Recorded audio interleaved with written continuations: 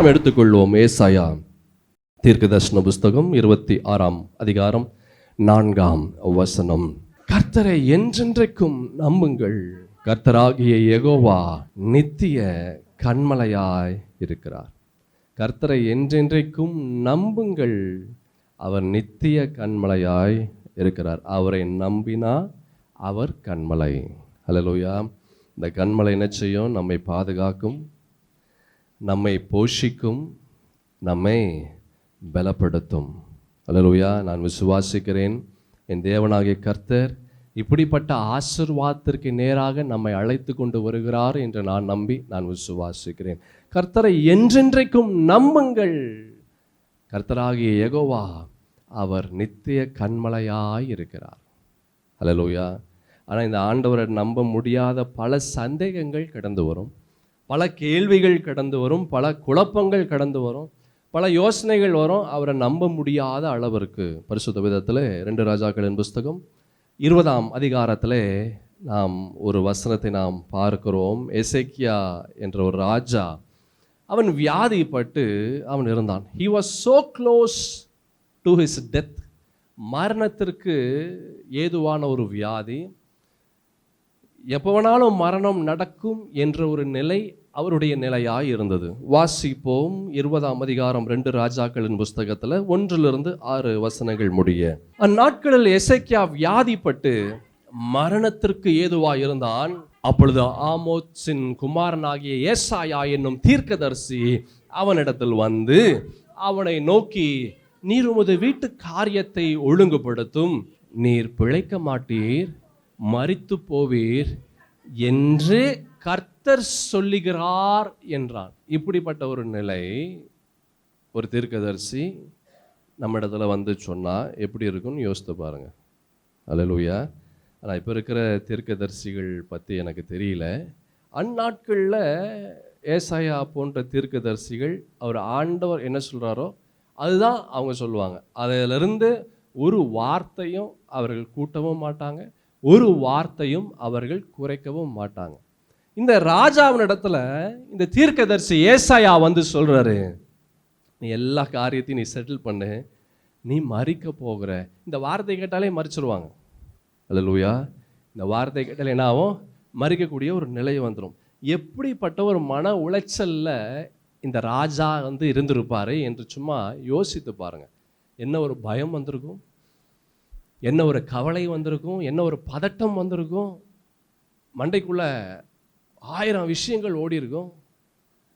நெஞ்சு நிற்கிற மாதிரி இருக்கும், அப்போவே நெஞ்சு நிற்கிற மாதிரி இருக்கும், மயக்க வர மாதிரி எல்லா விஷயங்களும் நடக்கக்கூடிய ஒரு சூழ்நிலை வந்திருக்கும்.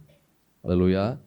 இப்படிப்பட்ட ஒரு வார்த்தை கேட்ட மாத்திரத்தில் இந்த ராஜா, இந்த எசேக்கியா ராஜா அவர் என்ன செய்கிறாரு பாருங்களேன். 2வது வசனத்தில், அப்பொழுது எசேக்கியா தன் முகத்தை சோர்புறமாக திருப்பி கொண்டு கர்த்தரை நோக்கி, கர்த்தாவே, நான் உமக்கு முன்பாக உண்மையும் மன உத்தமமாய் நடந்து உமது பார்வைக்கு நலமானதை செய்தேன் என்பதை நினைத்தருளும் என்று விண்ணப்பம் பண்ணினான். எசேக்கியா மிகவும் அழுதான். ஏசாயா தீர்க்கதரிசி பாதி முற்றத்தை விட்டு அப்புறம் போகிறதற்கு முன்னே கர்த்தருடைய வார்த்தை அந்த தீர்க்கதரிசிக்கு உண்டாகி, ஆண்டவராகிய கர்த்தர் சொன்னது, நீ திரும்பி போய் என் ஜனத்தின் அதிபதியாகிய எசேக்கியாவை நோக்கி, உன் தகப்பனாகிய தாவீதின் தேவனாய் இருக்கிற கர்த்தர் சொல்லுகிறது என்னவென்றால், உன் விண்ணப்பத்தை கேட்டேன், உன் கண்ணீரை கண்டேன், இதோ நான் உன்னை குணமாக்குவேன், 3ஆம் நாளிலே நீ கர்த்தருடைய ஆலயத்திற்கு போவாய், உன் நாட்களோடு 15 வருஷங்கள் என்ன செய்வேன்? கூட்டுவேன், உன்னையும் இந்த நகரத்தையும் அசிரியா ராஜாவின் கைக்கு தப்புவித்து என் நிமித்தமும் என் தாசனாகிய தாவீதின் நிமித்தமும் இந்த நகரத்திற்கு ஆதரவாய் இருப்பேன் என்று சொல் என்றான். இந்த ஒரு வசனத்துல பல அற்புதங்களை பார்க்க முடியும். இவன் கேட்டது ஒன்னே ஒண்ணுதான். யார்? இந்த ராஜா கேட்டது, ஆண்டவரே, அப்பா, நான் சாகக்கூடிய நிலை எனக்கு வேண்டாம், கொஞ்சம் என்னை யோசித்து பாருங்க ஆண்டவரே, என்னை நினைத்தரலும் அப்படின்னு தான் கேட்டான். ஆனா பதில், ஆண்டவர் இடத்துல இருந்து பதில் என்னென்ன வருது பாருங்க. உன் நாட்களோடு 15 வருஷத்தை நான் கூட்டுவேன், எக்ஸ்ட்ரா 15 இயர்ஸ் வந்துடும். உன்னையும் இந்த நகரத்தையும் அசிரியா ராஜாவின் கைக்கு நான் தப்புவிப்பேன். ரெண்டாவது, ஃபர்ஸ்ட்டு உன் ஆயுசு நாட்களில் எக்ஸ்ட்ரா 15 இயர்ஸ் வந்துடும். உன்னையும் காப்பாற்றுவேன், உன் தேசத்தையும் என்ன செய்வேன், நான் காப்பாற்றுவேன். அதுக்கு பிற்பாடு பாருங்களேன், இந்த நகரத்திற்கு நான் எப்படி இருப்பேன், ஆதரவாய் இருப்பேன். கேட்டது 1, கிடைத்தது 3. அல்லேலூயா. கேட்டது 1, கிடைத்தது 3. தீர்க்கதரிசி இந்த ராஜாவின் இடத்துல சொல்றாரு, ஆண்டவர் இப்படிப்பட்ட காரியத்தை உன்னிடத்துல சொல்லுகிறார் என்று. யோசித்து பாருங்க, எவ்வளவு ஒரு சந்தோஷம் இருந்திருக்கும். அல்லேலூயா. எந்த அளவுக்கு துக்கமா இருந்தாரோ, எந்த அளவுக்கு வேதனையா இருந்தாரோ, எந்த அளவுக்கு கவலையோடு கண்ணீரோடு இருக்கக்கூடிய நிலை வந்ததோ, அப்படியே ஆப்போசிட்டான ஒரு நிலை கடந்து வந்தது. அல்லேலூயா. இந்த ராஜாவின் இடத்துல அந்த தீர்க்கதரிசி சொல்றாரு, என்ன சொல்றாரு அப்படின்னா, முதல்ல நீ மரிக்க போகிறாய், உன்னுடைய குடும்ப காரியத்தை என்ன செய்ய, நீ ஒழுங்குபடுத்து என்று சொல்றார். ஆனா கொஞ்ச நேரத்துல எல்லாம் என்ன ஆகுது, அப்படியே என்ன ஆகுது, தலைகீழாக மாறுகிறது. அப்படின்னா எந்த அளவிற்கு ஒரு சந்தோஷம் இருந்திருக்கணும், எந்த அளவிற்கு அவனுக்குள்ளாக கர்த்தரை மகிமைப்படுத்தக்கூடிய ஒரு நிலை வந்திருக்கணும். ஆனா என்ன தெரியுமா நடந்துச்சு? அல்லேலூயா. என்ன நடந்துச்சு தெரியுமா? நம்மை போல இந்த ராஜா அவர் சிந்திக்க ஆரம்பிச்சார். என்ன சிந்திக்க ஆரம்பிச்சார் அப்படின்னா, வசனம் 8 நீங்க பாருங்க. ஏசாயாவை நோக்கி, கர்த்தர் என்னை குணமாக்குவதற்கும் 3ஆம் நாளிலே நான் கர்த்தருடைய ஆலயத்திற்கு போவதற்கும் அடையாளம் என்ன என்றான். அல்லேலூயா. பாருங்க, சந்தேகம் உள்ள வந்துருச்சு. சொன்னது ஆண்டவர். ஃபர்ஸ்ட் சொல்லும் போது சந்தேகம் வரல, 2வது சொல்லும் போதே சந்தேகம் வருது. எப்படி இருக்கு பாருங்க. அப்புறம் முதலையும் தானே சந்தேகப்பட்டிருக்கணும், ஏன் முதல்ல சந்தேகம் வரல, ஏன் 2வது சந்தேகம் வருது? இதுதான் மனிதனுடைய எண்ணம். அல்லேலூயா. இதுதான் மனிதனுடைய எண்ணம்.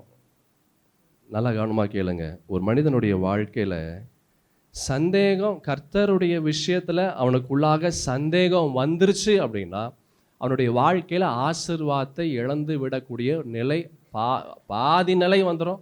இன்னும் சொல்ல போனால் முக்காவாசி நிலை வந்துடும் அநேகருடைய வாழ்க்கையில். இந்த ஏசாயா பெரிய ஒரு சந்தோஷமான ஆச்சரியமான ஒரு காரியத்தை அந்த தீர்க்கதரிசி அவர் சொன்னார். ஆனால் கொஞ்ச நேரத்துக்கெல்லாம் அவருக்குள்ளாக அப்படியே நேர்மாதிரியான சந்தேகம் உள்ளே கடந்து வந்தது. இது எப்படி ஆகும்? எந்த ஒரு அறிகுறியுமே இல்லையே, எந்த ஒரு வித்தியாசமும் என் சரீரத்தில் நடக்கலையே, இது எப்படி ஆகும்? I don't feel any better, nothing seems to be changed. எந்த ஒரு மாற்றமும் வரல, எந்த ஒரு அடையாளமும் இல்லை, எந்த ஒரு அறிகுறியும் இல்லை. இது எப்படி நடக்கும்? அவனுக்குள்ளாக சந்தேகம் கடந்து வந்தது. யூதாவின் புஸ்தகம் 1ஆம் அதிகாரம் 20ஆம் வசனத்தை பாருங்க. பரிசுத்த வேதத்தில் வேகமாக நாம் பார்க்கலாம். நீங்களோ பிரியமானவர்களே, உங்கள் மகா பரிசுத்தமான விசுவாசத்தின் மேல் உங்களை உறுதிப்படுத்தி கொண்டு பரிசுத்த ஆவிக்குள் ஜெபம் பண்ணுங்கள். உங்கள் மகா பரிசுத்தமான விசுவாசத்தின் மேல என்ன செய்யுங்க, உங்களை உறுதிப்படுத்தி கொள்ளுங்கள். மகா பரிசுத்தமுள்ள விசுவாசம். நம்ம எதில் உறுதியாக இருக்கிறோம்?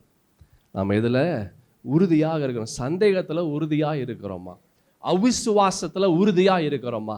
எதில் உறுதியாக இருக்கிறோம்? இங்கே அந்த தீர்க்கதரிசி சொல்றாரு, ஆண்டவர் இப்படிப்பட்ட ஒரு ஆசீர்வாதத்தை உனக்கு தருகிறார். உன்னுடைய ஆயுசின் நாட்களில் 15 வருஷத்தை உனக்கு கூட தருகிறார் என்று சொல்லும்போது அவனுக்கு சந்தோஷம் வருவதை விட, ஆச்சரியம் வருவதை விட, அவனுடைய நிலை மாறுவதை விட அவனுக்குள்ளாக சந்தேகமோ அவிசுவாசமான காரியங்கள் உள்ளே கடந்து வருகிறது. இங்கே பார்க்கிறோம், யூதாவின் புஸ்தகத்தில் அழகான ஒரு வார்த்தையை இங்கே நம்ம பார்க்கிறோம். எதில் நீங்கள் நிலைச்சிருங்களா? உங்கள் மகா பரிசுத்தத்தின் விசுவாசத்தின் மேல் உறுதியாய் பற்றி கொள்ளுங்க. நீங்க எதுல உறுதியாய் பற்றி கொள்கிறீர்களோ அதனுடைய ஆசீர்வாதத்தை நீங்கள் பெற்றுக்கொள்வீர்கள். அல்லேலூயா. எதனுடைய காரியத்தின் மீது நாம் கட்டப்பட்டிருக்கிறோமோ அதனுடைய கனியை நாம் புசிப்போம். அவிசுவாசத்தின் மீது நாம் கட்டப்பட்டிருந்தா, நம்ம தோல்வியின் மீது கட்டப்பட்டிருந்தா, பலவிதமான சந்தேகத்தில் நாம் கட்டப்பட்டிருந்தா அதனுடைய கனியை புசிக்கக்கூடிய நிலை நம்மளுடைய நிலையாய் மாறும். என் பிரியமான தேவஜனமே, எதில் கட்டப்பட்டு இருக்கிறீங்க? லூக்கா எழுதின சுவிசேஷத்தில் கூட ஒரு வசனம் இருக்கு, 24ஆம் அதிகாரம் 38வது வசனம். லூக்கா எழுதின சுவிசேஷம் 24ஆம் அதிகாரம் 38ஆம் வசனம். வேகமாக நாம் பார்க்கலாம். அவர் அவர்களை நோக்கி, நீங்கள் ஏன் கலங்குகிறீர்கள்? உங்கள் இருதயங்களில் சந்தேகங்கள் எழும்புகிறது என்ன? அல்லேலூயா. இது உண்மையிலே நடக்குமா? இது எனக்கு நடக்குமா? அல்லேலூயா. இது உண்மையிலேயே நடக்குமா? இது எனக்கு நடக்குமா? நல்லா கவனமா கேளு. அந்த வசனத்தில் நம்ம பார்த்தோம், அந்த எசேக்கியா ஒரு அழகான ஒரு விஷயத்தை அவர் சொல்றார். என்ன சொல்றார்? 2 ராஜாக்களின் புஸ்தகத்தில் 20ஆம் அதிகாரத்தில் அவர் ஒரு விஷயத்தை சொல்றார். 3ஆம் வசனம். கர்த்தாவே, நான் உமக்கு முன்பாக எப்படி இருந்தேன்? உண்மையும் மன உத்தமமாய் நடந்து உமது பார்வைக்கு எப்படி இருந்தேன்? நலமானது செய்தேன். இப்படிப்பட்ட நிலை நம்மளுடைய நிலையா இருந்தா நம்ம சந்தேகப்படணும்னு அவசியம் இல்லை. யாருக்கு சந்தேகம் வரணும் தெரியுமா? இந்த காரியத்தை யாரு செய்யலையோ அவங்களுக்கு சந்தேகம் வரணும். அல்லேலூயா. அவங்களுக்கு என்ன வரணும்? சந்தேகம் வரணும். ஆனா கர்த்தர் எதிர்பார்க்கிற ஒரு காரியத்தை செய்யும் போது பரிசுத்தத்தின் தேவனுடைய வார்த்தையை அவன் சுமந்து கொண்டு அந்த வார்த்தையின்படி அவனுடைய வாழ்க்கை இருக்கும் போது அவனுக்கு எதுக்குங்க சந்தேகம் வரணும்? அல்லேலூயா. உங்க வாழ்க்கையில சந்தேகம் வந்துச்சுன்னா நீங்க கர்த்தர் எதிர்பார்க்கிற ஒரு காரியம் செய்யாம இருந்தா சந்தேகம் வரட்டும். ஆனா கர்த்தர் எதிர்பார்க்கிற ஒரு காரியம் செஞ்சா உங்களுக்கு சந்தேகம் வரக்கூடாது. அந்த ராஜா ரொம்ப அழகா சொல்றாரு, உமக்கு முன்பாக, நம் மனிதனுக்கு முன்பாக அல்ல, என்னுடைய ஜனங்களுக்கு முன்பாக அல்ல, என்னுடைய குடும்பத்திற்கு முன்பாக அல்ல, உமக்கு முன்பாக உண்மையும் மன உத்தமமாய் நான் நடந்து உமது பார்வைக்கு நலமானதை நான் செய்தேன் என்பதை நினைத்தருளும். என் பிரியமான தேவஜனமே, நம்முடைய வாழ்க்கையில் எதிலெல்லாம் கர்த்தருடைய காரியத்தில் நாம் சந்தேகப்படுகிறோம்? நம்ம லூக்கா எழுதின சுவிசேஷத்தில் பார்த்தோம். ஆண்டவர் கேட்குறாரு, நீ ஏன் கலங்குற? ஏன் உன்னுடைய இருதயத்தில் சந்தேகங்கள் எழும்புகிறது என்ன? சந்தேகங்கள் எழும்புகிறது என்ன? இந்த ராஜா அந்த தீர்க்கதரிசி சொல்லும்போது ராஜாவின் இடத்துல அவனுக்குள்ளாக ஒரு சந்தேகம் வருது. அவன் சந்தேகம் அவன் கேட்கிறாரு பாருங்க. அந்த ராஜா அந்த தீர்க்கதரிசியிடம் கேட்கிறாரு. 8வது வசனம், 2 ராஜாக்களின் புஸ்தகம் 20ஆம் அதிகாரத்தில் 8வது வசனத்தை பார்த்தீங்கன்னா, எசேக்கியா ஏசாவையை நோக்கி, கர்த்தர் என்னை குணமாக்குவதற்கும் 3ஆம் நாளிலே நான் கர்த்தருடைய ஆலயத்திற்கு போவதற்கும் அடையாளம் என்ன? அல்லேலூயா. I need a sign. எனக்கு என்ன வேணும்? ஒரு அடையாளம் வேணும். கர்த்தர் என்னை விடுதலை ஆக்குவதற்கு எனக்கு ஒரு அடையாளம் வேணும். என்னுடைய நிலையை மாற்றுவதற்கு ஒரு அடையாளம் வேண்டும். What sign you are been asking this God for a very long time? பல நாட்களாக, மாதங்களாக, வருடங்களாக எந்த அடையாளத்தை நீங்கள் ஆண்டவர் இடத்துல கேட்டுக்கொண்டு இருக்கிறீங்க? அல்லேலூயா. இங்க இந்த ராஜா ஒரு அடையாளத்தை கேட்கிறார். நல்லா கவனமாக கேளுங்க. சில நேரத்தில் ஆண்டவர் அடையாளத்தை கொடுப்பார், அதில் சந்தேகமே இல்லை. அல்லேலூயா. கர்த்தர் உண்மையுள்ளவர். He gives a sign. இந்த ராஜாவுக்கும் ஒரு அடையாளத்தை ஆண்டவராகிய கர்த்தர் கொடுத்தார். அது என்ன அடையாளம்? பெரிய காரியத்தை இந்த ராஜா கேட்டான். அது கொஞ்சமான காரியம் கேட்கல, ரொம்ப பெரிய காரியம். நீங்கள் 9ஆம் வசனத்திலிருந்து 11ஆம் வசனம் முடிய நீங்கள் பார்த்தீங்கன்னா, நீங்கள் அதற்கு ஏசாயா கர்த்தர் தாம் சொன்ன வார்த்தையின்படியே செய்வார் என்பதற்கு, கர்த்தரால் உனக்கு உண்டாகும் அடையாளமாக சாயை 10 பாகை முன்னிட்டு போக வேண்டுமோ, 10 பாகை பின்னிட்டு திரும்ப வேண்டுமோ என்று கேட்டான். அதற்கு எசேக்கியா, சாயை 10 பாகை முன்னிட்டு போகிறது லேசான காரியம், அப்படி வேண்டாம், சாயை 10 பாகை பின்னிட்டு திரும்ப வேண்டும் என்றான். அப்பொழுது ஏசாயா தீர்க்கதரிசி கர்த்தரை நோக்கி கூப்பிடுகையில், அவர் ஆகாசுடைய சூரிய கடிகாரத்தில் பாகைக்கு பாகை முன் போன சாயை 10 பாகை பின்னிட்டு திரும்பும்படி செய்தார். இது என்ன அர்த்தம்ன்றது ஒரு சிலருக்கு தெரியும், என்ன அர்த்தம் என்று பல பேருக்கு தெரியாது. இது என்னங்க ஒன்றுமே புரிய மாட்டேங்குது அப்படின்னா, சூரிய அந்நாட்களில் கடிகாரம், நம்ம கையில் கட்டுகிற கடிகாரம் போல் கடிகாரம் இல்லை, நம்ம செவுத்தில் மாட்டுகிற கடிகாரம் போல் கடிகாரம் இல்லை. அப்போ அந்த தேசத்தினுடைய நடுவில் ஒரு இடம் ஒன்று ஃபிக்ஸ் பண்ணியிருப்பாங்க. அந்த இடத்துல ஒரு பெரிய ஒரு பில்லர் மாதிரி ஒன்று வச்சு, அந்த பில்லரில் ஒரு ரவுண்டாக உருண்டை, நல்ல பெரிய ஒரு உருண்டையாக ஒரு வெண்கலத்தில் ஒரு தட்டு போல் செய்து, அங்கே ஒரு ஆரோ மாதிரி ஒன்று வச்சுருப்பாங்க, இப்படி நிற்கிற மாதிரி, சன் டயல்னு சொல்லுவாங்க, சூரிய கடிகாரம். ஒரே ஒரு ஒரு ஒரு குச்சி மாதிரி, ஒரு இரும்பில் அந்த வெண்கலத்தில் செய்தது ஒரு இது மாதிரி இருக்கும். அப்போ அந்த சூரியன் மேலே வரும்போது, அந்த சூரியனுடைய ஒளி அதில் படும்போது அதனுடைய நிழல் முன்பாக வந்து கொண்டே இருக்கும். 3 மணி, 4 மணி, 5 மணி, 6 மணி அப்படின்னு வந்து கொண்டே இருக்கும். அப்போ அவங்க நேரத்தை வந்து இப்படி அந்நாட்கள்லேயே அவர்கள் நேரத்தை வந்து கடிகாரம் வைத்தாங்க. இப்போ நல்லா கவனமாக கேளுங்க என் பிரியமான தேவஜனமே, அந்த சூரியனுடைய அந்த வெளிச்சத்தின் நிழல் அது என்ன செய்யும்? அது பின்பாக வருமா, முன்னாடி தான் போகும். அல்லேலூயா. இதில் இன்னொரு முக்கியமான ஒரு விஷயம், சூரியன் வந்து அதே இடத்துல தான் இருக்கும். பூமி தான் சூரியனை வந்து என்ன செய்யும்? அது சுற்றி வரும். அது எப்படி சுற்றி வரும்னா, தன்னையே சுற்றி கொண்டு பூமியும் சுற்றி கொண்டு வரும். உங்களுக்கு புரியுதா புரியலையான்னு தெரியல. சயின்ஸ் ஸ்டூடெண்ட்டு நம்ம ஸ்கூலில் சயின்ஸ் எல்லாம் படிச்சிருந்தா ஓரளவுக்கு புரிஞ்சிருக்கும். ஒரு பால் மாதிரி சுற்றி கொண்டு தன்னையே சுற்றி கொண்டு சூரியனையும் அது வந்து சுற்றி வரும்.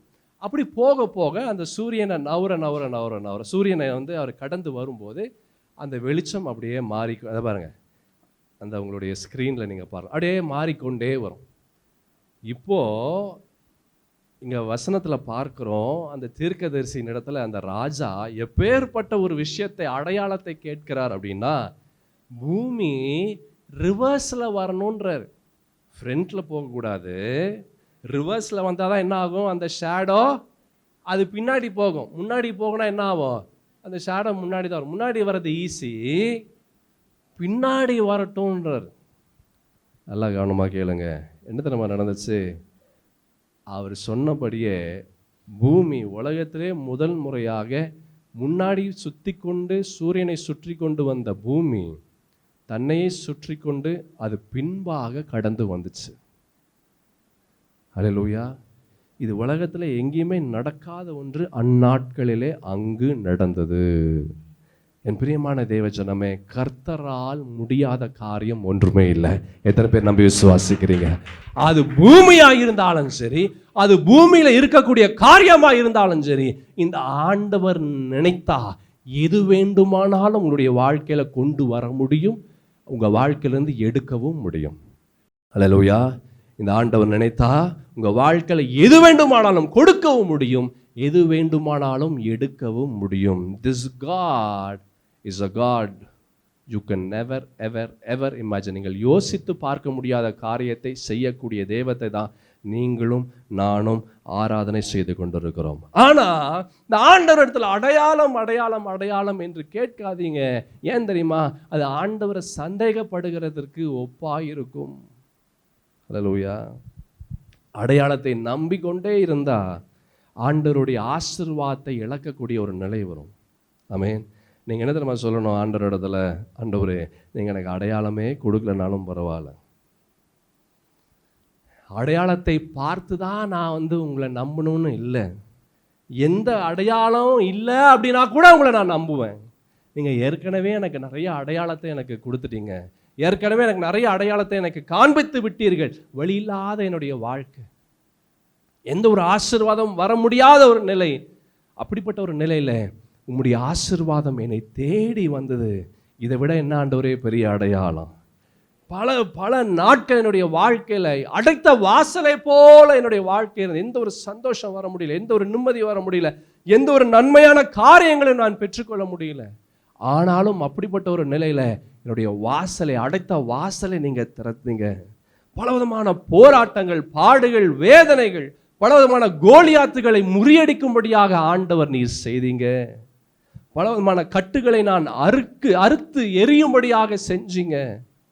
ஆண்டவரே, இதை விட என்ன ஆண்டவரே எனக்கு ஒரு பெரிய அடையாளம் வேண்டும்?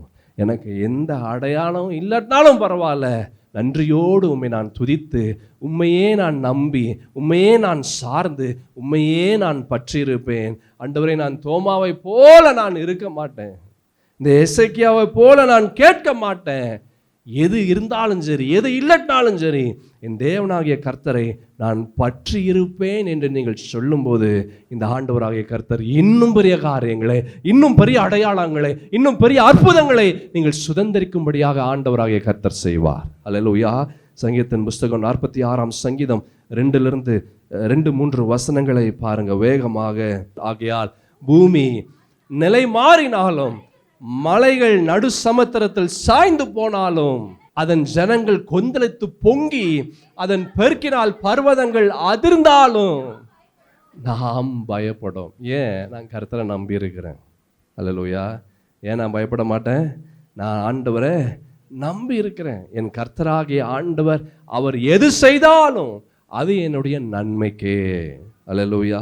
பூமி நிலை மாறினாலும் மலைகள் நடு சமுத்திரத்தில் சாய்ந்து போனாலும் அதன் ஜலங்கள் கொந்தளித்து பொங்கி அதன் பெருக்கினால் பர்வதங்கள் அதிர்ந்தாலும் நான் என்ன செய்ய மாட்டேன்? நான் பயப்பட மாட்டேன். அல்லேலூயா. நான் ஏன் பயப்பட மாட்டேன் தெரியுமா? ஆண்டவர் என் வாழ்க்கையில் எது செய்தாலும் அவர் நன்மைக்காக தான் செய்வார். அவர் நன்மைக்கு ஏதுவானவைகளை மாத்திரம்தான் ஆண்டவர் செய்வார். அதுதாங்க என்றென்றைக்கும் அவரை நம்பி விசுவாசிக்கிற ஒரு காரியம். விசுவாசம் எப்போ வரும் அப்படின்னா, எதுவுமே இல்லாத போது ஆண்டவரை நம்பி உங்களுடைய வாழ்க்கையை ஆண்டவருக்கு ஒப்பு கொடுத்து ஆண்டவருக்கு நேராக நீங்கள் நடந்து வரீங்க பார்த்தீங்களா, அதுதான் உண்மையான ஒரு விசுவாசம். அதுதான் அப்போதான் அந்த விசுவாசமே வரும். அல்லேலூயா. லிசன், நல்ல கவனமாக கேளுங்க. ஆண்டவரிடம் நாம் அடையாளத்தை கேட்பதற்கு பதில் நாம் ஆண்டவருக்கு ஒரு அடையாளத்தை கொடுக்கலாம். என்ன அடையாளம் அப்படின்னா, என்ன பிரச்சனை வந்தாலும் சரி, என்ன போராட்டங்கள் வந்தாலும் சரி, என்ன பாடுகள் வந்தாலும் சரி, நான் ஆண்டவர் விட்டு நான் விலகி போக மாட்டேன். இன்னும் அதிகமாய் நான் கர்த்தரை சார்ந்து இன்னும் அதிகமாய் நான் ஆண்டவரை பற்றி கொண்டு நான் வைராக்கியமாய் இருப்பேன் என்ற ஒரு அடையாளத்தை நீங்க காண்பீங்க. அல்லேலூயா. அப்படிப்பட்ட ஒரு அடையாளத்தை நாம் காண்பிக்கக்கூடியவர்களாக இருந்தா அது பெரிய நன்மைகளை, பெரிய ஆசீர்வாதங்களை நம்முடைய வாழ்க்கையில அது கொண்டு வரும். 1 தீமோத்தேயுவின் புஸ்தகம் 6ஆம் அதிகாரம் 12வது வசனத்துல பாருங்களேன். விசுவாசத்தின் நல்ல போராட்டத்தை போராடு. விசுவாசத்தின் நல்ல போராட்டத்தை போராடு. நித்திய ஜீவனை பற்றிக்கொள், அதற்காகவே நீ அழைக்கப்பட்டாய். விசுவாசத்துல நல்ல போராட்டத்தை போராடுவதற்காகவே நாம் அழைக்கப்பட்டிருக்கிறோம். நம்முடைய விசுவாச திருட தான் பிசாசு முயற்சி செய்கிறான். அல்லேலூயா. ஒவ்வொரு நாளும் ஒவ்வொரு நொடியும் பிசாசு அவன் முயற்சி செய்து கொண்டே இருக்கிறான். Don't ever lose your faith. உன்னுடைய விசுவாசத்தை விட்டு விடாதே. கர்த்தரை என்றென்றைக்கும் நம்புங்கள். கர்த்தராகிய யெகோவா அவர் எப்படி இருக்கிறாரு? அவர் நித்திய கன்மலையா இருக்கிறார். நித்திய கன்மலை. இங்க அப்போஸ்தலனாகிய பவுல் இந்த வசனத்துல ரொம்ப அழகான ஒரு விஷயத்தை சொல்றாரு. விசுவாசத்தை நல்ல போராட்டத்தை என்ன செய்ய? நீ போராடு. ஏன் விட்டு விடுற? ஏன் ஓடிடுற? கஷ்டங்கள் வரும்போது உன் விசுவாசம் எங்க போகுது? பாடுகள், வியாதிகள், வேதனைகள், வறுமைகள் வரும்போது விசுவாசம் எங்க ஓடுகிறது? போராடு. எதற்கு போராடு? உன்னுடைய விசுவாசம் ஒளிந்து போகாதபடி போராடு. அல்லேலூயா. பிரச்சனைகள் வரும்போது நீங்க யோசிக்க வேண்டியது ஒண்ணே ஒண்ணுதான். இப்போ என் விசுவாசம் இன்னும் அதிகமாக வரணும். பாடுகள் வரும்போது, வேதனைகள் வரும்போது, வியாதிகள் வரும்போது, வறுமைகள் வரும்போது நீங்க யோசிக்க வேண்டிய ஒண்ணே ஒன்றுதான். இவைகள் எல்லாம் என்னுடைய விசுவாசத்தை திருடும்படியாய் வருகிறது. ஆண்டவருடைய சமூகத்திலிருந்து என்னை விலகும்படியாய் செய்கிறது. நான் தோக்க மாட்டேன். நான் இன்னும் அதிகமாய் கர்த்தரை நம்புவேன். இன்னும் அதிகமாய் கர்த்தரை நான் விசுவாசிப்பேன். இன்னும் அதிகமாய் அவரை நான் பற்றி கொள்வேன். அப்படிப்பட்ட பிரச்சனைகள் வந்தாலே அதுதான் உங்களுக்கு ஒரு அடையாளம். உங்களுடைய விசுவாசத்தை நீங்க பாதுகாக்கணும் என்ற ஒரு அடையாளம். அல்லேலூயா. அதான் ஒரு அப்போஸ்தலனாகிய பவுல் சொல்றாரு, நல்ல போராட்டத்தை போராடு. அப்படி நீ போராடினா நித்திய ஜீவனை என்ன செய்ய முடியும்? பற்றி கொள்ள முடியும். அதற்காகவே நீ என்ன செஞ்ச? அழைக்கப்பட்டாய். அநேக சாட்சிகளுக்கு முன்பாக நல்ல அறிக்கை பண்ணினவனுமாய் இருப்பாய். விசுவாசத்தை காத்து கொண்டாலே சாட்சியுள்ள ஒரு ஜீவியம் வாழ முடியும். அல்லேலூயா. விசுவாசத்தை நீ பற்றி கொண்டாலே நல்ல சாட்சியுள்ள ஒரு ஜீவியம் நாம் வாழ முடியும். என்ன அடையாளத்தை நாடுகிறீர்கள்? எந்த அடையாளத்தை தேடுகிறீர்கள்? Don't ask for any science. எந்த ஒரு அடையாளத்தை கேட்காத. அப்போஸ்தலர்ல ஒரு வசனம் இருக்கு, 20ஆம் அதிகாரம் 23-24. கட்டுகளும் உபத்திரவங்களும் எனக்கு வைத்திருக்கிறது என்று பரிசுத்த ஆவியானவர் பட்டணந்தோறும் தெரிவிக்கிறதை மாத்திரம் அறிந்திருக்கிறேன். என்ன இருக்குது? கட்டுகள், உபத்திரவங்கள் எனக்கு வைத்திருக்கிறது. இதுதான் விசுவாசம். கட்டுகள் இருக்குது, பாடுகள் இருக்குது, வேதனைகள் இருக்குது, வியாதிகள் இருக்குது, பலவிதமான போராட்டங்கள் இருக்குது. பரிசுத்த ஆவியானவர் என்ன செய்கிறார்? எனக்கு தெரிவிக்கிறார். அநேகருடைய வாழ்க்கையில் சொல்லுவாங்க, ஆண்டவர் ஏங்க எனக்கு விடுதலையே கொடுக்க மாட்டேன்றாரு, ஆண்டவர் ஏங்க என்னை ஆசீர்வதிக்கவே மாட்டேன்றாரு, ஆண்டவர் ஏங்க எனக்கு கஷ்டத்தையே கொடுக்குறாரு. அப்போஸ்தலனாகிய பவுல் சொல்றார், பரிசுத்த ஆவியானவர் காண்பிக்கிறார் உனக்கு என்னென்ன பிரச்சனை வரும், என்னென்ன பாடுகள் வரும். அப்படின்னா என்ன அர்த்தம்? அந்த இடத்துல விசுவாசத்தை கொண்டு வா என்று அர்த்தம். அல்லேலூயா. என்ன விசுவாசத்தை கொண்டு வரணும்? என் கர்த்தர் இப்படிப்பட்ட ஒரு நிலையில எனக்கு அவர் சமாதானத்தை கொடுப்பார், எனக்கு சந்தோஷத்தை கொடுப்பார், இந்த பிரச்சனையும் நான் தாண்டி வருவேன். அது எத்தனை நாட்கள் ஆனாலும் சரி, எத்தனை மாதங்கள் ஆனாலும் சரி, எத்தனை வருடங்கள் ஆனாலும் சரி, இந்த சூழலிருந்து, இந்த வியாதியிலிருந்து, இந்த வேதனையிலிருந்து, இந்த வறுமையிலிருந்து நான் மீண்டு வருவேன். அப்பதான் விசுவாசத்தை நீ காண்பிக்க முடியும். விசுவாசத்தை எப்படி காண்பிக்க முடியும்? கஷ்டம் வந்தாதான், பாடுகள் வந்தாதான், வேதனைகள் வந்தாதான், போராட்டங்கள் வந்தாதான், கால தாமதம் ஆகும்போது தான் அந்த விசுவாசத்தை நீங்க கொண்டு வர முடியும். அல்லேலூயா. அதான் அப்போஸ்தலர்ல நம்ம பார்த்தோம் அந்த வசனம், ரொம்ப அழகான ஒரு வசனம். கட்டுகளும் உபத்திரவங்களும் எனக்கு வைத்திருக்கிறது என்று பரிசுத்த ஆவியானவர் பட்டணந்தோறும் தெரிவிக்கிறதை மாத்திரம் அறிந்திருக்கிறேன். எந்த இடத்துல இருந்தாலும் என்ன இருக்குது? அங்க கட்டுகள் இருக்கு. கட்டுகள்னா போராட்டங்கள், பாடுகள், வேதனைகள் இருக்கு. எந்த இடத்துல போனாலும் இருக்கு. எல்லா இடத்துலையும் பிரச்சனை இருக்கு, எல்லா இடத்துலையும் பாடுகள் இருக்கு. அதான் அப்போஸ்தலனாகிய பவுல் ரொம்ப அழகான ஒரு விஷயத்தை சொல்றாரு. அல்லேலூயா. அது சொல்லிட்டு சொல்றாரு, ஆகிலும் அவைகளில் ஒன்றையும் குறித்து நான் கவலைப்பட மாட்டேன். ஏன் பட மாட்டேன்? எனக்குள்ளாக விசுவாசம் இருக்கு. என்ன விசுவாசம் இருக்கு? ஆண்டவராகிய கர்த்தர் விசுவாசமாக எனக்குள்ளாக அவர் வாசம் செய்திருக்கிறார். அவர் உள்ளே இருக்கிற வரைக்கும் எனக்கு எதை குறித்து நான் கவலைப்பட மாட்டேன். கவலைகள் வந்தாலும் நான் கவலைப்பட மாட்டேன். எனக்கு பாடுகள் வந்தாலும் நான் கவலைப்பட மாட்டேன். எனக்கு போராட்டங்கள் வந்தாலும் நான் கவலைப்பட மாட்டேன். அதிலிருந்து நான் வெளியே வர முடியாத ஒரு நிலை வந்தாலும் நான் கவலைப்பட மாட்டேன். கால தாமதம் ஆனாலும் நான் கவலைப்பட மாட்டேன். எப்படி சொல்ல முடியும்? விசுவாசம் இருந்தா சொல்ல முடியும். எப்படி இப்படி சொல்ல முடியும்? ஆண்டவராக இயேசு இருந்தா சொல்ல முடியும். எப்படி இப்படி சொல்ல முடியும்? பரிசுத்தத்தின் தேவனுடைய வார்த்தைகள் உள்ளே இருந்தா சொல்ல முடியும். அதனால தான் நிறைய முறை நான் சொல்லியிருக்கிறேன், when you grow in Christ you can grow in faith. நீங்கள் ஆண்டவர் காரியத்தில் நீங்கள் வளரும்போது நீங்கள் விசுவாசத்தில் வளர முடியும். நீங்கள் கர்த்தருடைய காரியத்தில் நீங்கள் வளரக்கூடிய ஒரு நிலை வரல அப்படின்னா விசுவாசத்தில் வளரவே முடியாது. எத்தனை வருஷம் ஆனாலும் வளர முடியாது ஆவிக்குரிய ரீதியில். அல்லேலூயா. அதான் அப்போஸ்தலனாகிய பவுல் சொல்றார், ஆகிலும் அவைகளில் ஒன்றை குறித்து நான் என்ன செய்ய மாட்டேன்? கவலைப்பட மாட்டேன். எதை குறித்து நான் கவலைப்பட மாட்டேன்? என் கட்டுகளை குறித்து நான் கவலைப்பட மாட்டேன். என்னுடைய உபத்திரவங்களை குறித்து நான் என்ன செய்ய மாட்டேன்? நான் கவலைப்பட மாட்டேன். என் பிராணனை குறித்து, என் உயிரை பார்த்து கூட, என் உயிரை கண்டு கூட என்ன செய்ய மாட்டேன்? நான் கவலைப்பட மாட்டேன்.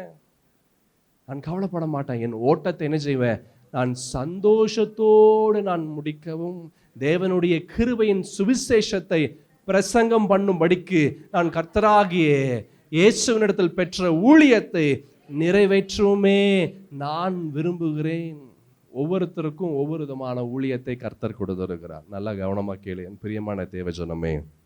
இங்க இருக்கிற, இந்த இடத்துல அமர்ந்திருக்கிற, இந்த செய்தியை கேட்டுக்கொண்டு இருக்கிற யாராக இருந்தாலும் சரி, எவராக இருந்தாலும் சரி, ஒவ்வொருத்தருக்கும் ஒவ்வொரு விதமான ஊழியம். சொல்ல ஐயா எனக்கு ஊழியமே இல்லைங்க. நீ கிறிஸ்துவை வெளி காண்பிக்கிறதே ஊழியம்தான். அல்லேலூயா. நீ எந்த இடத்துல இருந்தாலும் அந்த இடத்துல இயேசுவை நீ காண்பிப்பதே ஊழியம்தான். பிரசங்கம் பண்ணுறது மாத்திரம் ஊழியம் அல்ல. அல்லேலூயா. பிரசங்கம் பண்ணுறது மாத்திரம் ஊழியம் அல்ல. பாடல்கள் பாடுவது மாத்திரம் ஊழியம் அல்ல. ட்ராக்ஸ் கொடுக்கறது மாத்திரம் ஊழியம் அல்ல. அவுட்ரீச் பண்ணுறது மாத்திரம் ஊழியம் அல்ல. கிறிஸ்துவை நீங்கள் எந்த இடத்துல இருந்தாலும் அந்த இடத்துல கிறிஸ்துவை காண்பிப்பது தான் எல்லாத்த விட பெரிய ஊழியம். அல்லேலூயா. ஆமாம். நீங்கள் அப்போஸ்தலனாகிய பவுல் ரொம்ப அழகான ஒரு விஷயத்தை அவர் சொல்கிறாரு. என்ன சொல்கிறாரு அப்படின்னா, தேவனுடைய கிருபையின் சுவிசேஷத்தை பிரசங்கம் பண்ணும்படிக்கு நான் கர்த்தராகிய இயேசுவினிடத்தில் பெற்ற ஊழியத்தை நிறைவேற்றுவோமே நான் விரும்புகிறேன். நிறைவேற்ற நான் என்ன செய்கிறேன்? நான் விரும்புகிறேன். நீங்கள் பெற்ற தேவ ஆவியானவரை வெளியே காண்பீங்க. நீங்கள் பெற்ற தேவ வார்த்தைகளை வெளியே கொண்டு வாருங்கள். உங்களுக்குள்ளாக இருக்கிற பரிசுத்தத்தின் தேவனாகிய கர்த்தரை வெளியே காண்பியுங்கள். அல்லேலூயா. இதுதான் ஸ்தேவான் காண்பித்தார். உள்ள இருக்கிற இயேசு அவர் வெளியே அந்த ஜனங்களுக்கு காண்பித்தார். ஆண்டவராக இயேசு கிறிஸ்து சிலுவையில் அவர் தொங்கிக் கொண்டிருக்கும் போது அவர் சொல்றார், பிதாவே இவர்களை மன்னியும், நாங்கள் செய்கிறது இன்னதென்று அறியாது இருக்கிறார்கள். ஒவ்வொரு இடத்திலும், ஒவ்வொரு சூழ்நிலையிலும், ஒவ்வொரு காலத்திலும், ஒவ்வொரு நேரத்திலும் he showed what he had inside. அவருக்கு உள்ள இருக்கிறத அவர் வெளியே கொண்டு வந்தார். உங்க வாழ்க்கையில என்ன உள்ள இருக்கு? வேதனைகள், பாடுகள், அவிசுவாசங்கள், தோல்விகள், என்னென்ன காரியங்களை நீங்கள் கொண்டு வருகிறீர்கள் வெளியே? கிறிஸ்துவை வெளியே கொண்டு வருகிறீர்களா? இல்லை உலகத்தின் காரியங்களை, உங்களுடைய சுவாபத்தை, உலக சுவாபத்தை வெளியே கொண்டு வருகிறீர்களா? அல்லேலூயா, ஆமென். 1 கொரிந்தியர்ல கூட ஒரு வசனம் இருக்கு, 15ஆம் அதிகாரம் 58ஆம் வசனத்தை பாருங்களேன். 1 கொரிந்தியரின் புஸ்தகத்தில் 15ஆம் அதிகாரம் 58வது வசனம். ஆகையால் எனக்கு பிரியமான சகோதரரே, கர்த்தருக்குள் நீங்கள் படுகிற பிரயாசம் விருதாவா இராதென்று அறிந்து நீங்கள் உறுதிப்பட்டவர்களாயும் அசையாதவர்களாயும் கர்த்தருடைய கிரியையிலே எப்பொழுதும் பெருகுகிறவர்களாயும் இருப்பீர்களாக. ரொம்ப அழகான ஒரு வார்த்தை அப்போஸ்தலனாகிய பவுல் சொல்றார். நீங்கள் உறுதிப்பட்டவர்களாயும் அசையாதவர்களாயும் கர்த்தருடைய கிரியையில எப்பொழுதும் பெருகுகிறவர்களாயும் இருப்பீர்களாக. இது ரொம்ப முக்கியம். இதெல்லாம் இருக்கணும் அப்படின்னா அடிப்படை விசுவாசம், இதெல்லாம் இருக்கணும்னா அடிப்படை தேவனுடைய வார்த்தை, இதெல்லாம் இருக்கணும்னா அடிப்படை ஆண்டவராகிய கர்த்தர் நமக்குள்ளாக வாசம் செய்கிறது, இதெல்லாம் இருக்கணும்னா அடிப்படை கிறிஸ்துவுக்குள்ளாக வளருவது. அல்லேலூயா. இந்த மொத்த பரிசுத்தத்தின் வேத புத்தகமே, இந்த பைபிளே கிறிஸ்துவுக்குள்ளாக வளர்ந்தாதான் இதை நாம் கற்றுக்கொள்ள முடியும், இதை நாம் புரிந்து கொள்ள முடியும், இதன்படி நாம் என்ன செய்ய முடியும்? வாழ முடியும், இதனுடைய கனிகளை நாம் சுதந்திரிக்க முடியும். நாம் கிறிஸ்துவுக்குள்ளாக வளரல அப்படின்னா எதையுமே நம்மால் பெற்றுக்கொள்ள முடியாது, எதையுமே நம்மால் சுதந்திரித்து கொள்ள முடியாது. எல்லாமே கஷ்டமாக இருக்கும், எல்லாமே வேதனையாக இருக்கும், எல்லாமே பாடுகளாக இருக்கும், எல்லாமே நமக்கு ஐயோ ஏன் இப்படி நடக்குது, ஏன் ஆண்டவர் இப்படி பண்ணுறாரு, ஏன் ஏன் ஏன் ஏன் பல விதமான கேள்விகள் தான் வரும், ஆச்சரியங்கள் கடந்து வராது. அல்லேலூயா. இங்கே அப்போஸ்தலனாகிய பவுல் அவர் சொல்கிறார், அந்த அப்போஸ்தலரில் பார்த்தோம் 20ஆம் அதிகாரத்தில் அழகான ஒரு விஷயத்தை அவர் சொன்னார் பார்த்தீங்களா? அவர் என்ன சொல்கிறாரு? ஆகிலும் நான் ஒன்றையும் குறித்து என்ன செய்ய மாட்டேன், நான் கவலைப்பட மாட்டேன், ஒன்றையும் கவலைப்பட மாட்டேன். ஏன்? எனக்குள்ளாக இருக்கிற ஆண்டவர், எனக்குள்ளாக இருக்கிற விசுவாசம், எனக்குள்ளாக இருக்கிற தேவனுடைய வார்த்தை அதை பற்றி யோசிக்காது. அது என்ன யோசிக்கும்? ஆண்டவரை பற்றி தான் யோசிக்கும், இயேசுவை பற்றி தான் யோசிக்கும், விசுவாசத்தை பற்றி தான் யோசிக்கும். இயேசுவுக்கு நேராக நான் கடந்த என்னுடைய ஓட்டத்தை நான் கர்த்தர் எதிர்பார்ப்பதை போல முடிக்க தான் யோசிக்கும். அல்லேலூயா. இங்கே இந்த எசேக்கியா ராஜா அவர் ஒரு அடையாளத்தை அவர் கேட்கிறார். அந்த அடையாளத்தையும் ஆண்டவர் அவர் கொடுக்கிறார். அல்லேலூயா. இதில் என்ன ஒரு இன்ட்ரெஸ்டிங்கான ஒரு விஷயம் அப்படின்னா, இந்த எசேக்கியா ராஜா வியாதிப்படுவதற்கு முன்பாக அவருடைய வாழ்க்கையில் பெரிய ஒரு விடுதலையை, பெரிய அற்புதத்தை, வெற்றியை இந்த ராஜா சுதந்திரித்தார். வெற்றினா சாதாரண வெற்றி அல்ல, ரொம்ப பெரிய the greatest and the biggest victory of all times. பெரிய ஒரு வெற்றியை இந்த ராஜா அவர் பெற்றுக்கொண்டார். நீங்கள் 2 ராஜாக்களின் புஸ்தகத்தில் 19ஆம் அதிகாரத்தில் நாம் பார்க்கும்போது 35ஆம் வசனத்திலிருந்து 37ஆம் வசனம் முடியும் பார்க்கும்போது இந்த ராஜாவுக்கும் இந்த தேசத்திற்கும் விரோதமாக அசிரியர்கள், சத்துருக்கள் உள்ள வராங்க.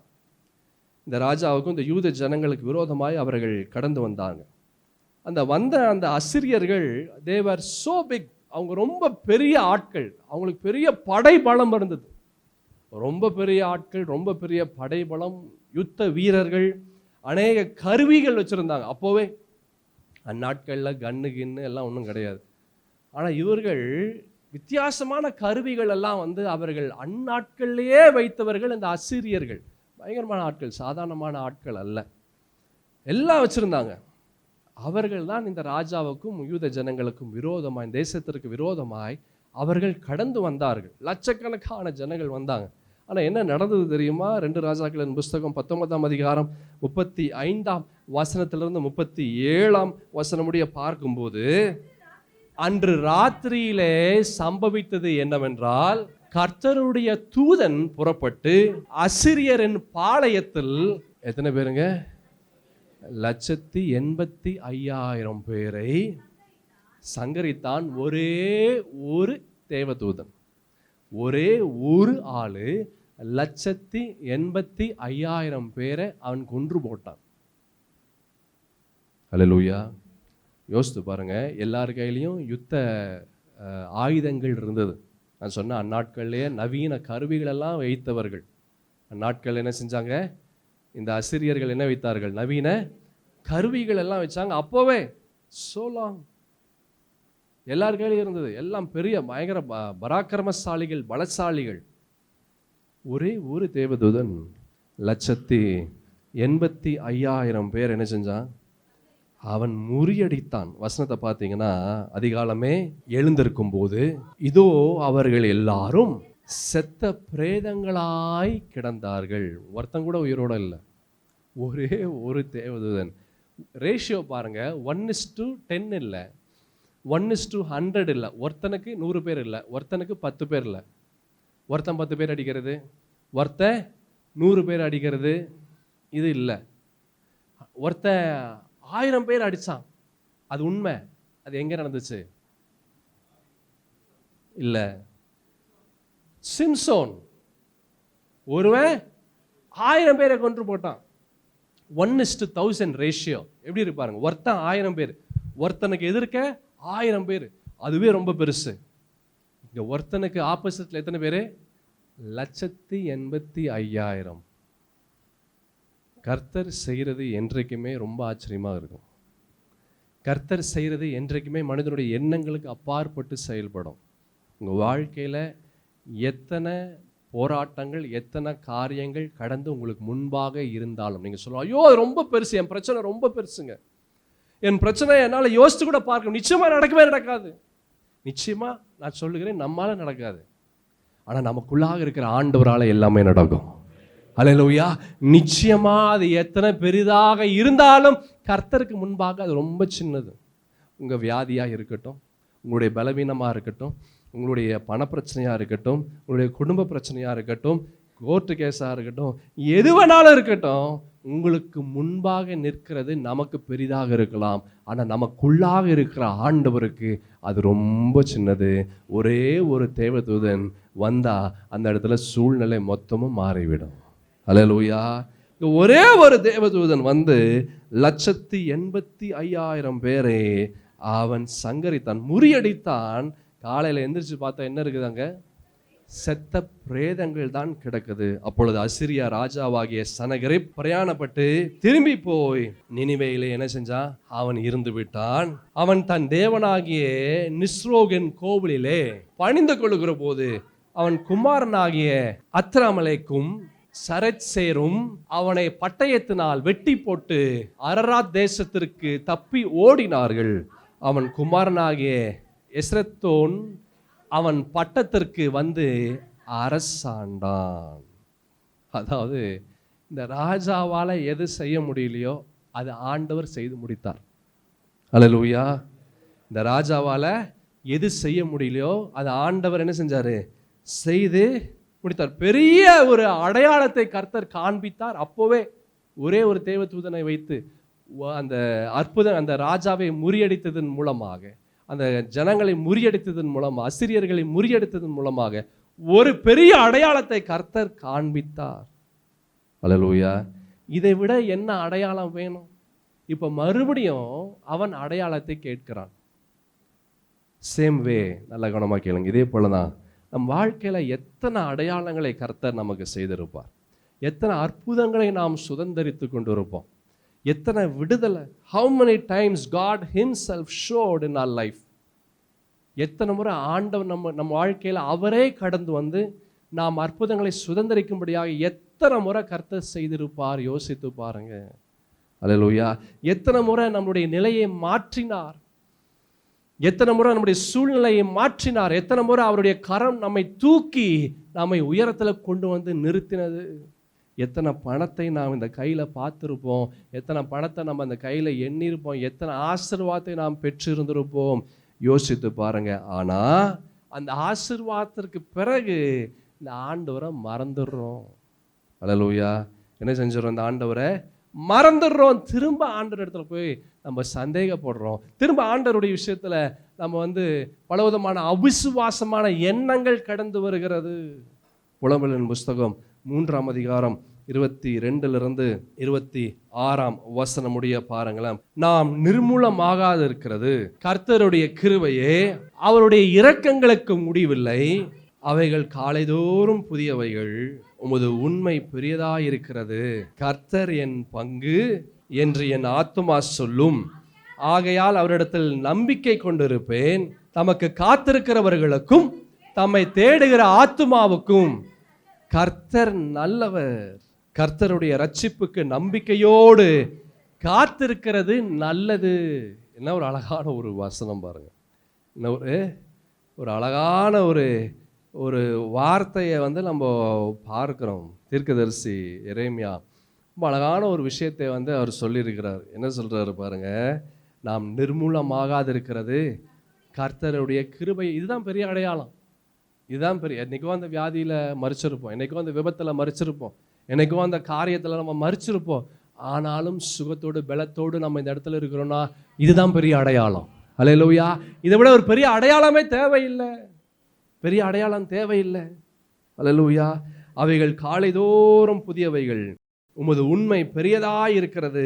கர்த்தர் என் பங்கு என்று என் ஆத்துமா சொல்லும், ஆகையால் அவரிடத்தில் நம்பிக்கை கொண்டிருப்பேன். தமக்கு காத்திருக்கிறவர்களுக்கும் தம்மை தேடுகிற ஆத்துமாவுக்கும் கர்த்தர் எப்படி இருக்கிறாரு? அவர் நல்லவர். ஆண்டவருக்காக காத்திருங்க. கர்த்தரை என்றென்றைக்கும் நம்புங்கள். கர்த்தராகிய யெகோவா எப்படி இருக்கிறாரு? அவர் நித்திய கன்மலை. அவர் நித்திய கன்மலை. மீகா தீர்க்கதரிசன புஸ்தகத்துல கூட ஒரு வசனம் இருக்கு. 7ஆம் அதிகாரம் 18 பாருங்களேன். தமது சுதந்திரத்தில் மீதியானவர்களுடைய அக்கிரமத்தை பொறுத்து மீறுதலை மன்னிக்கிற தேவரீருக்கு ஒப்பான தேவன் யார்? அவர் கிருபை செய்ய விரும்புகிறபடியால் அவர் என்றென்றைக்கும் கோபம் வையார்.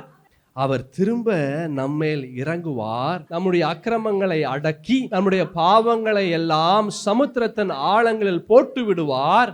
தேவரீர் பூர்வ நாட்கள் முதல் எங்கள் பிதாக்களுக்கு ஆணையிட்ட சத்தியத்தை யாக்கோபுக்கும் கிருபையை ஆபிரகாமுக்கும் கட்டளையிடுவீராக. ஆமென். அவர் திரும்ப நம்மேல் இறங்குவார். நம்முடைய அக்கிரமங்களை அடக்கி நம்முடைய பாவங்களை எல்லாம் சமுத்திரத்தின் ஆழங்களில் போட்டு விடுவார். அல்லேலூயா. எத்தனை முறை இப்படிப்பட்ட காரியத்தை ஆண்டவர் நம்முடைய வாழ்க்கையில செய்திருப்பார். அல்லேலூயா. ஆமென். நமக்கு அடையாளம் வேண்டும் அப்படின்னா நம்முடைய வாழ்க்கையை திரும்பி பார்த்தாலே போதும். நம்முடைய வாழ்க்கையே ஒரு அடையாளம் தான். நம்முடைய வாழ்க்கையே ஒரு அடையாளம் தான். உடைந்து போன போது, வியாதியில் இருந்த போது, எல்லாம் இழந்த நிலையில இருந்த நிலையில நம்முடைய வாழ்க்கையில நிர்கதியாய் தவித்த வேளையில எத்தனை முறை ஆண்டவருடைய கரம் நம்மை தாங்கி, நம்மை பலப்படுத்தி, நம்மை வழிநடத்தி, நம்மை போஷித்து நமக்கு துணையாய் நின்றது. அல்லேலூயா. எப்படி நம் நிலையை கர்த்தர் மாற்றினார். இதை விட என்னங்க பெரிய அடையாளம் வேணும்? அல்லேலூயா. ஏன் அடையாளத்தை கேட்கிறோம் அப்படின்னா, விசுவாசம் இல்லை அப்படின்னா அடையாளத்தை கேட்போம். நம்பிக்கை, ஆண்டவர் மீது நம்பிக்கை இல்லைன்னா அடையாளத்தை நாடுவோம். சங்கீதத்தின் புஸ்தகம் 40:17, நான் சிறுமையும் எளிமையுமானவன், கர்த்தரோ என் மேல் நினைவாய் இருக்கிறார். தேவரீர் என் துணையும் என்னை விடுவிக்கிறவருமாய் இருக்கிறீர். என் தேவனே தாமதியாதேயும். நான் சிறுமையும் எளிமையுமானவன், கர்த்தரோ எப்படி இருக்கிறாரு? அவர் என் மேல் நினைவாய் இருக்கிறார்.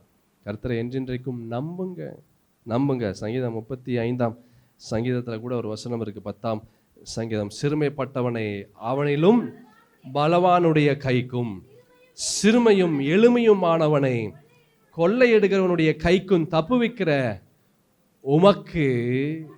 உமக்கு ஒப்பானவர் யார் கர்த்தாவே என்று என் எலும்புகளெல்லாம் சொல்லும். அல்லேலூயா. கர்த்தரை நம்புங்க. கர்த்தரை என்றென்றைக்கும் நம்புங்க. For ever and ever and எவர். எல்லா நேரத்திலையும் நம்பு, எல்லா காலத்திலும் நம்பு, எல்லா சூழ்நிலையிலும் நம்பு. கர்த்தரை அப்படி நம்பும்போது இந்த ஆண்டவராகிய கர்த்தர் நம்முடைய வாழ்க்கையில கண்மலையாய் அவர் கடந்து வந்து நாம் யோசித்து பார்க்க முடியாதவைகளை நாம் சுதந்திரிக்கும்படியாக கர்த்தர் செய்வார். தேவனுக்கு மகிமை உண்டாவதாக. நாம் யாவரும் எழுந்து நிற்கலாம். இதோட தொடர்ச்சியை அடுத்த வாரம் நாம் பார்க்கலாம். மகா உன்னதமான தேவனாகிய கர்த்தாவே, ஆண்டவரே, உம்மை நாங்கள் என்றென்றும் நம்புவோம் அப்பா. உம்மை நம்பக்கூடாதபடி பலவிதமான சந்தேகங்கள், பலவிதமான அவிசுவாசமான எண்ணங்கள், சத்தங்கள் கடந்து வந்தாலும், எந்த ஒரு அடையாளமும் இல்லைன்னா கூட, எத்தனை ஆண்டு காலங்கள் நாங்கள் அதற்காக காத்து கொண்டு இருந்தாலும், இந்த தேவனாகிய கர்த்தாவே, உம்மை நாங்கள் என்றென்றைக்கும் நாங்கள் நம்புவோம். நீரே எங்கள் தேவன், நீரே எங்கள் ராஜா, நீரே எங்கள் இரட்சகர், நீரே எங்களுக்கு எல்லாமாய் இருந்து எங்களை இன்னமும் நீர் எங்களை வழி நடத்துவீங்க. இன்னமும் அற்புதங்களை நாங்கள் சுதந்திரிக்கும்படியாக செய்வீங்க. இன்னமும் ஆண்டவரை உம்மையே சார்ந்து நாங்கள் பற்றி இருப்போம். இந்த வாரம் முழுவதும், இந்த மாதம் முழுவதும் இந்த தேவனுடைய பரிசுத்தத்தின் வார்த்தைகள் எங்களோடு கிரியை செய்யட்டும். உம்முடைய வார்த்தைக்கு நேராக நாங்கள் கடந்து வருகிறோம். எங்களை வழி நடத்துவீராக, எங்களை பலப்படுத்துவீராக, சகாயம் செய்யும் கேடகமாக கடந்து வருவீராக. இந்த தேவனாகிய கர்த்தாவே, உம்முடைய கரம் எங்களை தாங்கி, எங்களை பலப்படுத்தி, எங்களை வழி நடத்தட்டும். இயேசு கிறிஸ்துவின் பரிசுத்தமுள்ள நாமத்தில் இந்த ஜெபத்தை எடுக்கிறேன் நல்ல பிதாவே, ஆமேன், ஆமேன். ஆத்துமாவே கர்த்தரை ஸ்தோத்திரி, என் முழு உளமையோர் பரிசுத்த நாமத்தை ஸ்தோத்திரி. என் ஆத்துமாவே கர்த்தரை ஸ்தோத்திரி, அவர் செய்த சகல உபகாரங்களையும் மறவாதே. ஆமென். நம் ஆண்டவராக இயேசு கிறிஸ்துவின் கிருபையும் பிதாவாகிய தேவனுடைய அன்பும் பரிசுத்த ஆவியின் ஐக்கியமும் சமாதானமும் சந்தோஷமும் வழிநடத்துதலும் நம் அனைவரோடும் இன்றும் என்றும் சதா காலமும் என் இயேசுவே நம்முடைய வருகை பரியந்தமிருந்து தாங்கி பலப்படுத்தி வழி நடத்துவதாக. ஆமென், ஆமென்.